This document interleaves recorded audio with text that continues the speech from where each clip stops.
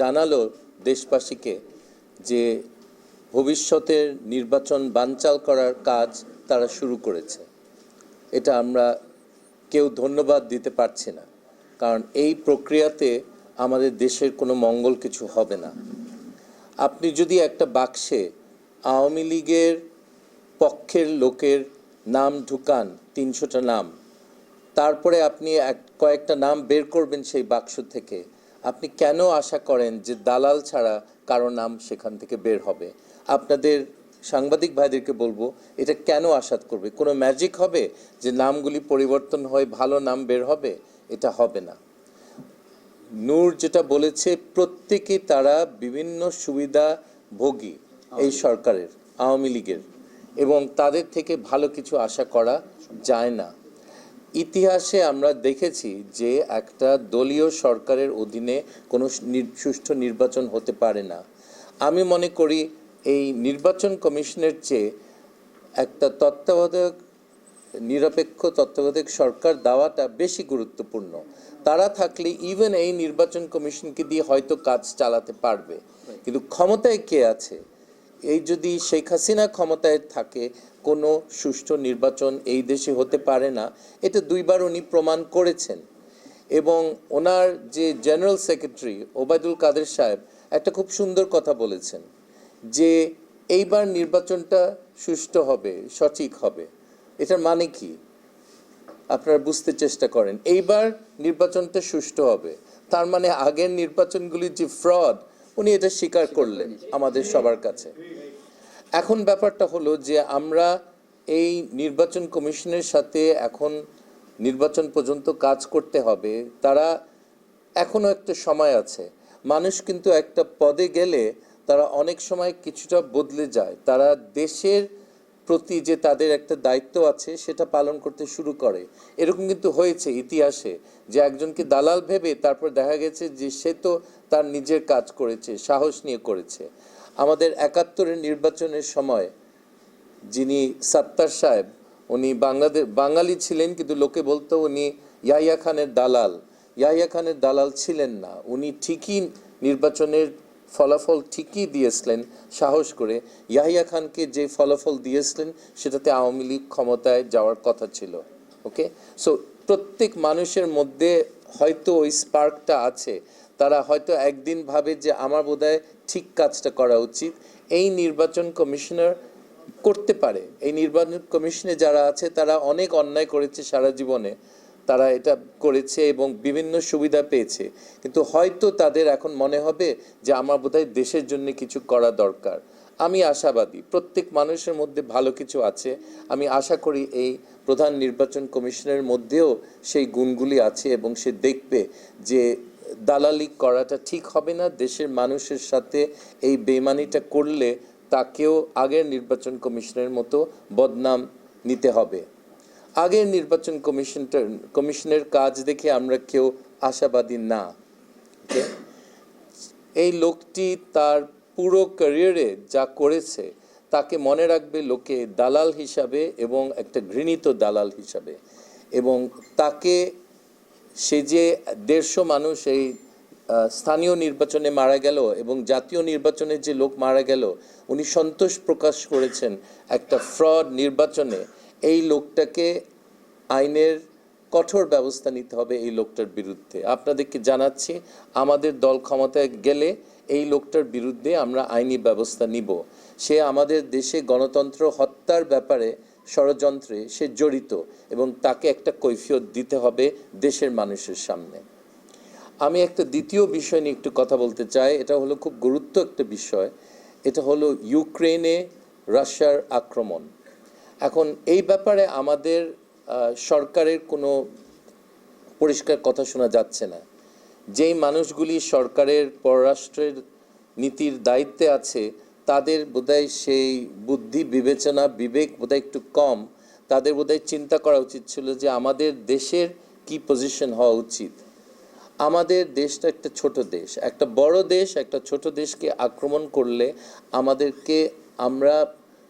আমাদের এটা কঠিন কোনো সিদ্ধান্ত না, আমাদের আপত্তি জানাতে হবে। এবং এই যুদ্ধে কত লোক মারা গেছে আপনারা সবাই জানেন। এবং এই যুদ্ধটা কেন হচ্ছে সেটাও আপনারা জানেন। আমাদের ইউক্রেনের মানুষের পাশে আমাদের দাঁড়ানো দরকার ছিল, জনগণের দাঁড়ানো দরকার ছিল, এবং এই সরকারের একটা কঠোর স্টেটমেন্ট দেওয়া দরকার ছিল। এখন তারা ভারত রুশের দালালি করে তাদের অভ্যাস, সেটা ঠিক আছে। চীন তাদের পক্ষে, তারা চুপচাপ আছে সেই কারণে কিছু মানুষকে খুশি করার জন্যে। কিন্তু আমাদের দেশের মানুষের ফিলিংটা হলো যে ইউক্রেনে একটা বড় একটা অন্যায় হচ্ছে, একটা নিরীহ মানুষের উপরে একটা আক্রমণ করা হচ্ছে। আমরা এটাতে আপত্তি জানাই দল থেকে এবং দেশের মানুষের পক্ষে, কারণ আমাদের সরকার সেই সাহস নাই সেই প্রতিবাদ করার, আনফর্চুনেটলি নাই। এত নিম্নমানের পররাষ্ট্রনীতির লোক, নিম্নমানের লোককে দেওয়া হয়েছে পররাষ্ট্রনীতিতে, তাদের এটা বলার ওই সাহসও নাই, সেই বুদ্ধিও নাই। আপনারা এটা জাস্ট খেয়াল করবেন যে আমাদের দল কঠিনভাবে ইউক্রেনের মানুষের পক্ষে দাঁড়াতে রাজি আছে। I will speak in English for the rest of my statement. Okay. The selection of a chief election commissioner and commissioners yesterday is a very regrettable incident. It is part of the government's plan to rig the next elections. In no country in the region can an election commission be chosen on the basis of the ruling party's desires alone. You will find that in Pakistan, India, Nepal, Sri Lanka, of course, those happen to be democratic countries, unlike our country, which is a dictatorship. In each of those countries, the opposition parties are invited for consultations on this issue. We have not seen any such initiative from this government. This is an autocratic dictatorship, and this is what the type of behavior we expect from them. And with 325 names of people who are loyal to this government or believed to be loyal to this government because they have received financial and other favors from this government, when you pick a name out of the box, what do you expect? You expect a collaborator with this government and someone who will be loyal to them and assist them in rigging the future election. We firmly oppose this. We do not accept that this decision was a correct one, and we invite the government to ask all the opposition parties to join in an effort to create a fair, viable, and acceptable election commission. This is very important for the future of democracy in our country. The previous election commissioner, he has proven how much of a collaborator he is with the ruling party. His sole claim to fame, if any of you have read his CV, is a book on solid waste management in Bangladesh. Solid waste is a euphemism for something else, and that is exactly what he has given this country, solid waste. In terms of the election results and his work, he will be known for providing this country with a fraudulent election result. And he must be convicted and tried for his crimes for his corruption in the election commission and for his crimes against the country's democracy. He is a co-conspirator in the destruction of this country's democracy. And I assure you, wherever he hides, we will find him and we will bring him to trial and punish him. The other big issue is, of course, the issue of Ukraine. And I would like to speak on that. Okay. Wars are largely caused by a failure of imagination. People order wars without understanding the tremendous human suffering that wars cost. The killing, the loss of family members, the destruction of property and infrastructure, all these are the terrible consequences of wars and the lack of imagination of leaders who lead these countries into war. Now, we must always, as the people of Bangladesh know, oppose any aggression by large states against small states. As a matter of principle, we are a small state, relatively with weak military capacity at this time. Inshallah, in the future, we will have a stronger capacity to resist aggression by any country. But at this moment, we are a relatively weak, small state. We need to have the ability to join and support other weak states who are facing international aggression. This must be part of our foreign policy. And of course, the people who are handling our foreign policy, the quality of people, they have perhaps very little understanding of the right role of the Foreign Office of Bangladesh. It's an important issue. Why is our government so silent on the issue of warfare and killing in the Ukraine?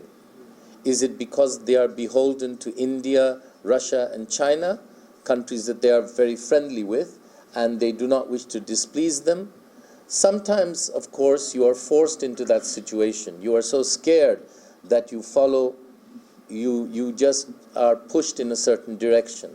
But there are some times that you need to make a stand for justice, for what is right, and for opposing hatred and a vicious attack on a small country.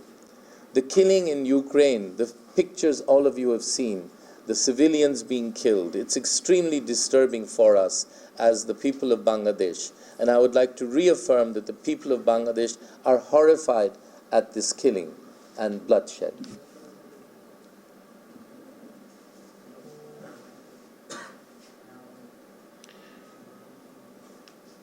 This unelected Awami League government does not represent the views of the people of the country. They're unelected. So I would like to state that the people of Bangladesh are deeply supportive of the people of Ukraine, as the members of my party are, as the people that we meet in the different districts. They support the cause of Ukraine and the freedom of Ukraine to resist aggression. And I hope all of you will understand that the views of this mercenary and absolutely gutless government do not represent the people of Bangladesh, the views of the people of Bangladesh.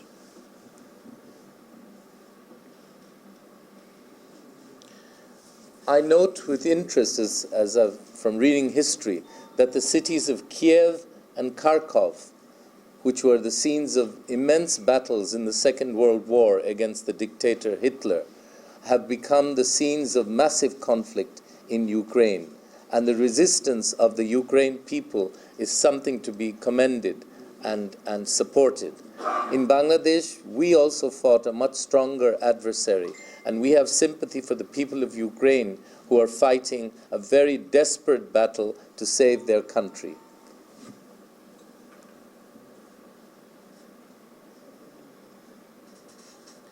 I don't want to say anything more about this, but that we regret the terrible loss of life and urge the United Nations and other bodies to urge a halt to this aggression. And we feel that the international community is united in condemning the actions in Ukraine, except for a handful of countries like Bangladesh. And that eventually Russia, which has its own legitimate security interests, and Ukraine can sit together and end this terrible conflict. Thank you very much.